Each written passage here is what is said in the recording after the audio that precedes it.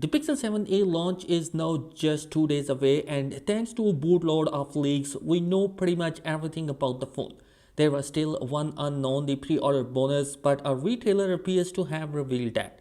The Pixel 7a is looking like a huge upgrade over its predecessor. In fact, it has apparently got so good that Google fears that it may overshadow its flagship, and this may force the company to discontinue the A series. The phone will have the same general design as the recent Pixel phones and could pack the flagship Tensor G2 chipset.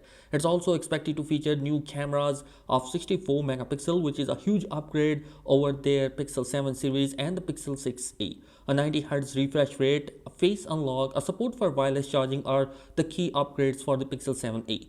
The phone is expected to get a $50 of a price hike and may get you $500 of a price tag for that particular device. That may sound unjustified to some buyer, and to soften the blow, Google will reportedly be giving out the Pixel Buds A series alongside with the phone.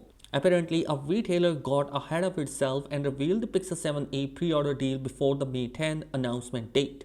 It's not a big deal though, as the phone is already on sale through unofficial channels, and a YouTuber has made the first impression video and teardown videos of that particular device, which already give us a detail what to expect in terms of the design specification and the camera sensor, and even the teardown video confirms the wireless charging support and give it a repairability score of 7.5.